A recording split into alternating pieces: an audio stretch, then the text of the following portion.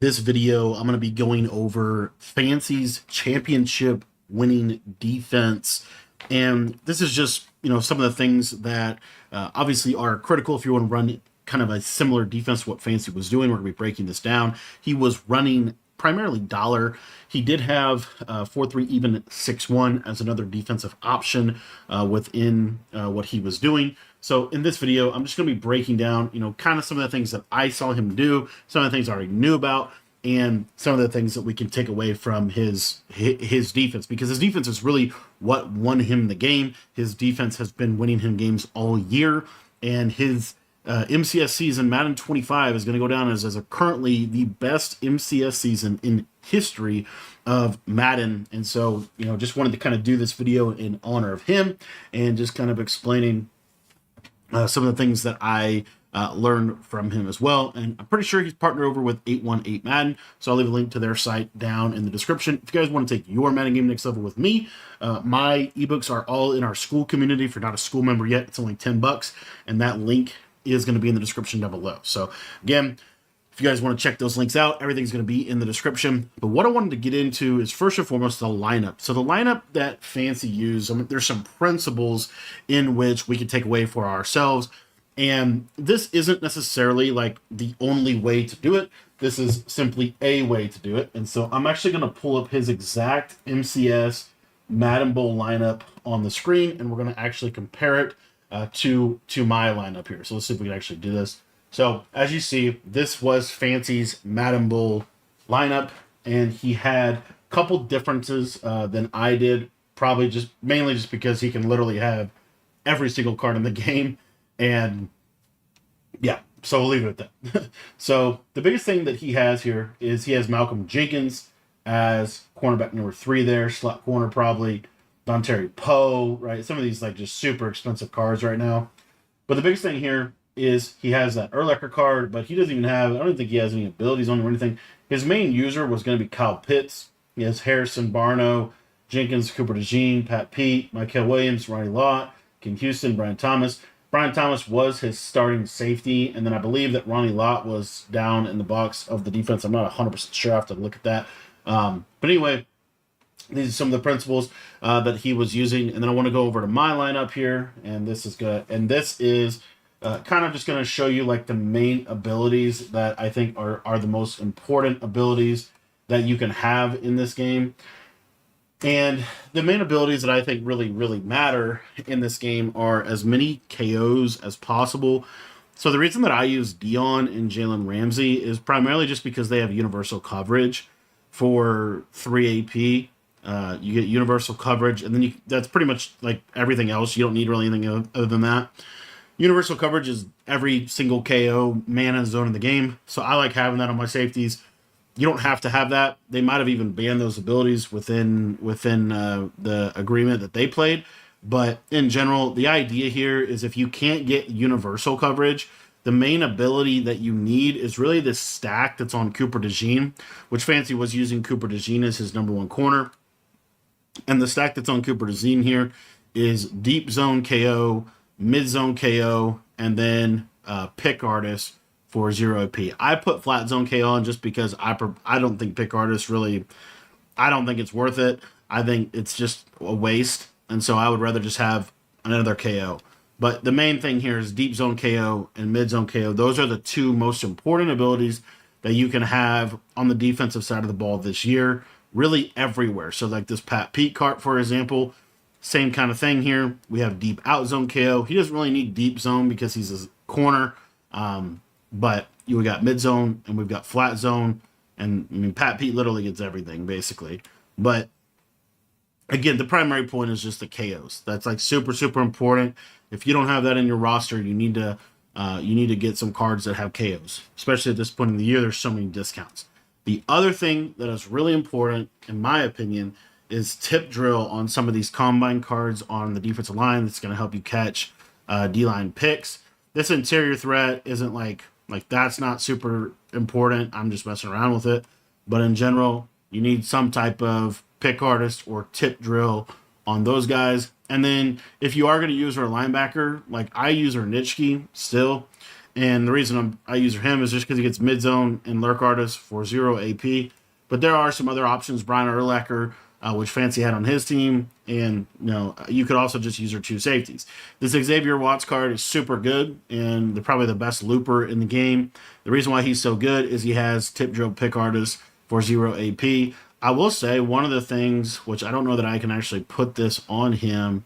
I don't think you can, but it'd be crazy if you had a looper that had a strip specialist. I'd actually pay for that in this year's game. So anyway, but that's what I go with.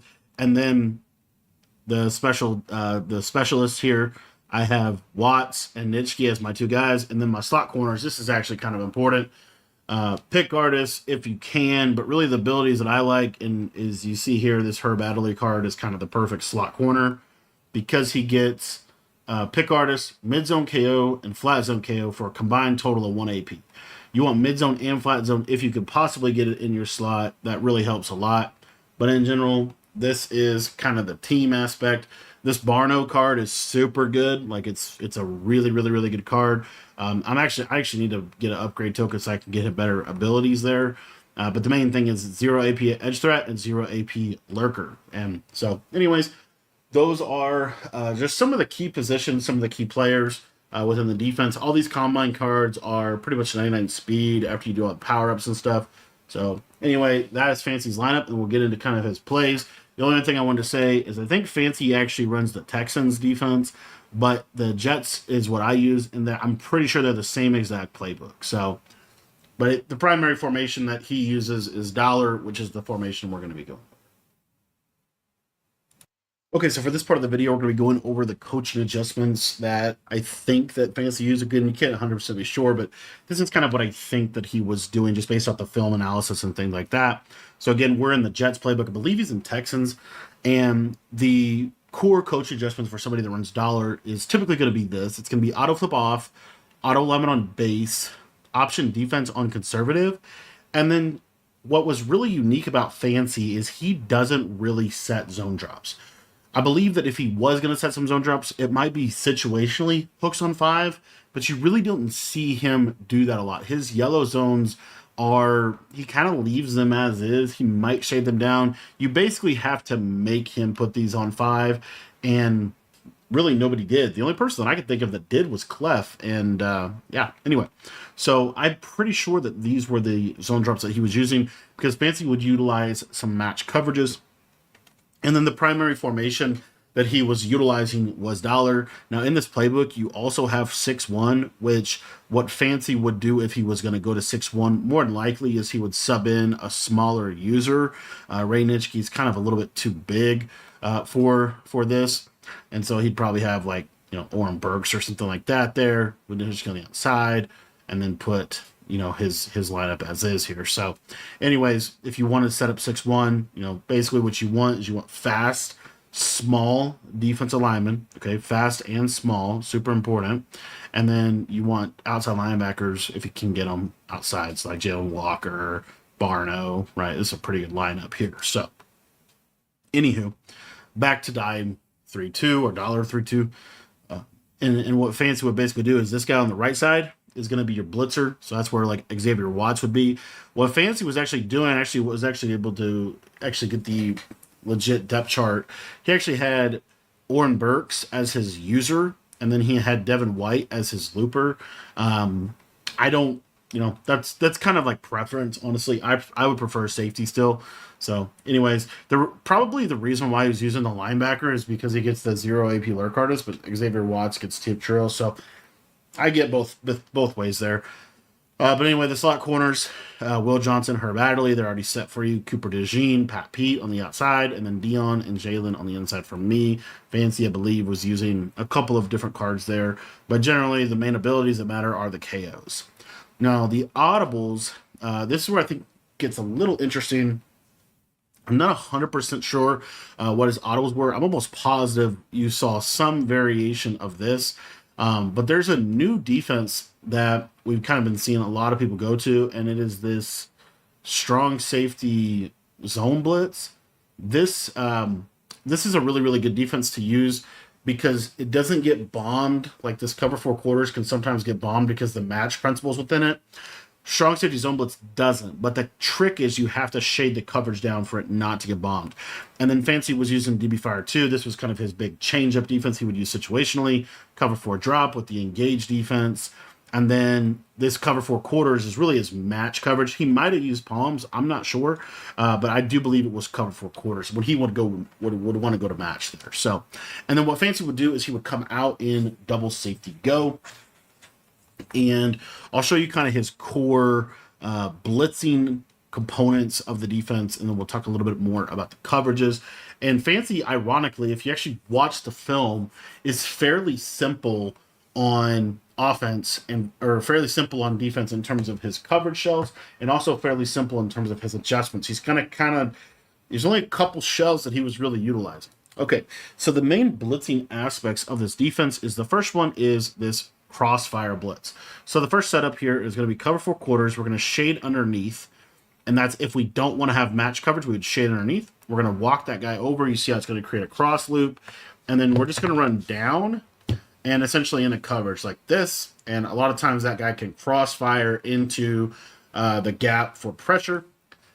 The other version of the same thing would be to use strong safety zone blitz. As you see, it's a slightly different blitz angle.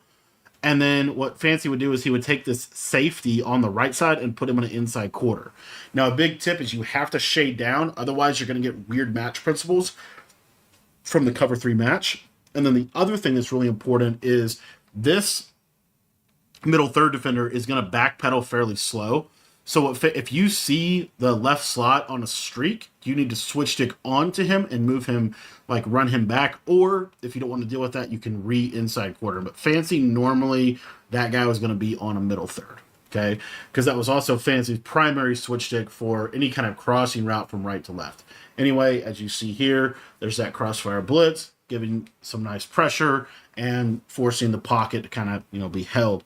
And again, these blitzes aren't going to come in every single time. It's really not the point. Fancy's been quoted this year talking about how the pressure is really not even that big of a deal. It's just the fact that you can get some pressure, you have the threat of some pressure, but really this formation is optimized for switch stick.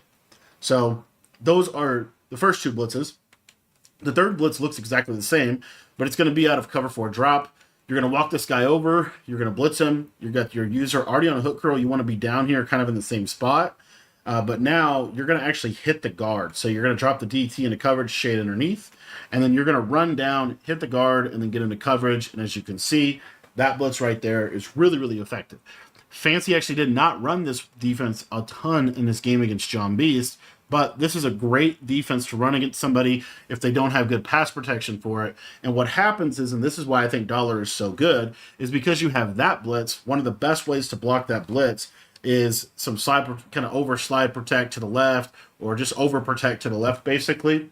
Maybe ID, different things like that. And what happens is when you start to slide protect and stuff like that, that's going to open up this crossfire pressure, as you see right here. And so that's kind of the back and forth of the game. And then the other blitz that Fancy would use situationally would be DB Fire 2. But what he would do, which is kind of cool, he would walk this guy over and make it look like it was the loop blitz or the crossfire blitz. And then what you'll typically get there is some type of slide protection, right? You might be sliding right, you might be sliding left, and now these outside slot corners can scream in off of the outside edges. Fancy typically would send 5 from this, and one of the major adjustments that he would do is he would take these deep halves and he would put them in inside quarters.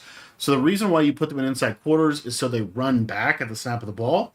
The soft squats, though, if you were ever getting a combo like this on the left side, you would then want to switch stick, obviously, to the quarter. As you'll see here, just switch stick to the quarter and go take that deep fade, right? So those were kind of the main blitzing components that Fancy was utilizing situationally throughout the game, and for a variety of different reasons. Honestly, though, I will tell you, his main defense is this right here. Like, this was his base defense, and everything else was kind of a change up off of that. If your opponent starts to pick that blitz up significantly, one of the best change ups, and this is something that Fancy would go to, again, just to kind of change up the pressure. Let's say they go to a play action play, because play action play is really good against these crossfire blitzes. what Fancy would do is he'd set up this cover 4 drop defense. And the reason why this is so good is because this is a 3-man blitz that comes in if they call play action play, as you see. And then the other thing that you saw Fancy do is, again, if they're starting to get a lot of, good pass protection on the interior, then typically what you're going to see is you're going to see this DB Fire 2. He called this basically once every 4-ish plays. And I think it was primarily just to change the picture. And you see how just fast it can come in, especially on play action. Okay. So those are the primary blitzing components of the defense, and now I want to touch on the primary coverage components of the offense or of the defense. So John Beast was running kind of something similar to this formation most of the game, doubles flex close, and really there was a couple key threats. The first one is obviously the PA snag with the corner route, or the Y sail with the corner route. So something like this basically was pretty popular. Another, could get to it a couple different ways, but essentially this was kind of what you were getting. So what Fancy's core coverage was really this strong safety zone blitz, and then he would take that safety, put him on the quarter, and he's going to shade underneath. Now, the trick with this coverage and what makes this actually really good is Fancy's ability to switch stick onto this middle third and then switch stick here to go take that away. And that was really, kind of the core of that coverage. And that coverage really, kind of countered a lot of different things that John Beast wanted to do offensively. For example, let's say it was going to go to something like this. What's really nice about Fancy not setting zone drops is you can kind of get the same thing out of this cover 4 quarters look if you wanted to. But in general, is essentially he can switch stick here and then let that yellow kind of stay underneath and play like shallow crossers and things like that. So that was really the main reason why I believe that Fancy was running that defense. And what it was designed to stop primarily was seam streaks, and then it was designed to stop kind of the over the middle passing, kind of close off the over the middle throwing windows that a lot of people like. The next shell that Fancy would use, I already kind of touched on a little bit, was this DB Fire shell right here. Now, this is a Sim 5, so you're expecting the pressure to kind of come in a little bit quickly. The main thing and the reason why would you call this coverage shell, for example, is really if you're expecting any kind of speed out on either side, corner route speed out on either side, so something like this. The reason that this is really good against this is because the seam streak is going to get guarded by the quarter, and then the out route is going to get guarded by the soft squat, especially with a KO, right? So you have that soft squat there. The other real big, I think, factor of this is what this linebacker would do on this vert hook. So what this linebacker would do on this vert hook is you're expecting that linebacker to blitz like he does every single time. So you go to a combo like this, and now you're going to see that linebacker is going to actually lurk in the middle of the field. So you see here, he's going to kind of lurk, close off a throwing lane, and then you have the quarter there right there. That was something that you saw happen a lot throughout the tournament. So anyway, just this idea here. What is this coverage? This is why it's so important to understand what is this coverage designed to stop? This coverage is designed to stop corner routes. It's going to do a decent job against corner routes. It's not going to do a great job against outside fades. But basically, corner routes, everything over the middle, you're going to do a pretty good job. And then Fancy would often switch stick onto either the vert hook or the soft squat defender to carry stuff. Another thing that you could do with this same exact coverage shell is you could shade underneath, and what this shade underneath will do, it'll get this vert hook to play really good, and then you could read cloud flat on the outside. So I know he did that a couple times. So sometimes you want soft squat, sometimes you don't. Why would you want a soft squat? You really want a soft squat is if you think they might run a streak on the outside so that it can match it. But what you saw a lot was really this, and then that cloud, as you see, just does a really good job of speed outs, and that's why it's so effective. So you have that coverage really is kind of your speed out. And then if you wanted a little bit more of a conservative coverage and you wanted to kind of cut off a section of the field, what Fancy would do is he would do this out of either cover 4 quarters or strong safety zone blitz. And that would basically just simply be to run a quarter, what I call a quarter, half, even though you wouldn't use a half zone in this year's game. So instead of halving that right side safety, you're just going to run the vertical hook and then you're going to run a soft squat on the outside or a cloud flat, depending on what you want to do. The reason, and Fancy pretty much always did this to the short side of the field, because double fades isn't going to kill you. It's easy to switch stick to it. So why would you run something like this? Because you're worried they're going to run something like this, and you see how that cloud flat just kind of cuts that off. So it just kind of helps defend the sideline. You could also run that same concept, right? You could also run that same concept like this if you wanted to, and you would have to be a little bit more on your stuff with your user. But this is going to really take away a couple things. It takes away the main thing it's going to take away is the speed out, like something like this combination. Or the other thing it's going to take away is the zig, right? Which is another popular route that people like to throw. They're going to have to, kind of throw that in a tight window against that vert hook. So, and I think typically, I don't know exactly how Fancy was shading, but typically these vert hooks, if you shade outside, they'll play because they have the KO, like that's going to be okay, right? Played it okay. So anyways, that was kind of like the third main shell that he would go to, which really what that was designed to do was it was actually the shell that he got his interception on, by the way, when he picked off John on John's first drive. This was the shell that he was in. It was basically, I don't know if I accidentally called timeout or something. I guess we flipped the sides. All right, sorry about that. So, the shell that he would use, again, this is kind of a short side shell, but it's basically something like this. So you got cover 4, you got the shade underneath, and then what you got was this vertical hook and the soft squat or cloud flat, either way. And the reason you would soft squat is typically if you want to match. If you don't soft squat, he won't match, but he'll carry a little deeper if he's right. So I think it was a cloud. But anyway, the combo that John ran was, I think it was actually a Y trips play, but in general, it was just this wheel. And the idea here, if you can picture this being a red zone type deal, this wheel was played by this, cloud, and he was able to pick it off. So anyway, the point is just simply this idea of a short side kind of cover 6 type look. Normally you would put this guy on the left on a deep half, and you put a middle third here to the right, would make sense. But in this year's game, those zones don't run back fast, whereas the inside quarters never get burned over the top, which is really what I think makes them so popular. So anyways, this was kind of the other shell that he would go to.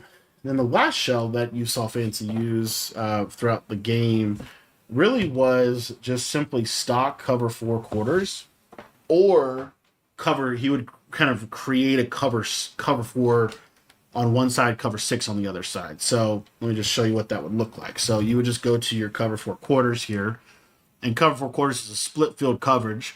So you could run it like this and you're basically running quarters to both sides. Or what Fancy would do situationally is he would go vert hook soft squat on one side as well, and then you still have the cover 4 quarters on the left side. So basically what you would do is you would now be having, this is kind of like a cover 6 look. It's just the deep half as an inside quarter.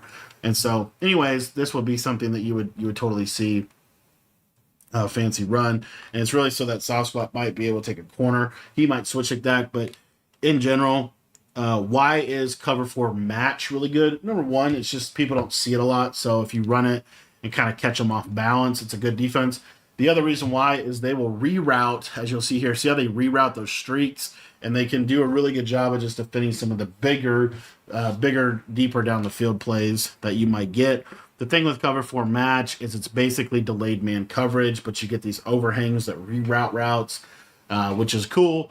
And against normal YF close, there's not a lot of like just automatic one-play touchdowns within the formation itself.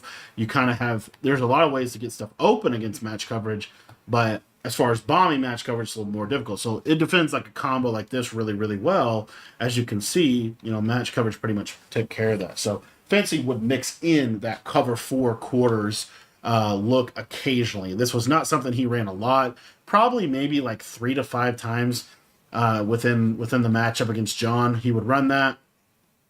But as you see, this was a really, really good defense in general. So this was Fancy's $250,000 defense. This defense actually made him a lot more than $250,000.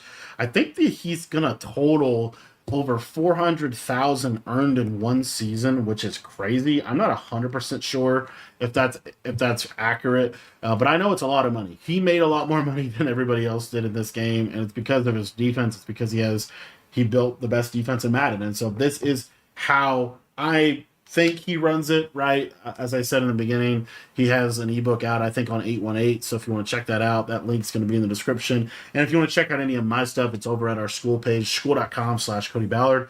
That link is going to be down in the description below. It gets you access to everything I know about Madden 25, College Football 25, everything for just $10. So thanks for watching the video, and hope you learned something that will take your Madden game to the next level.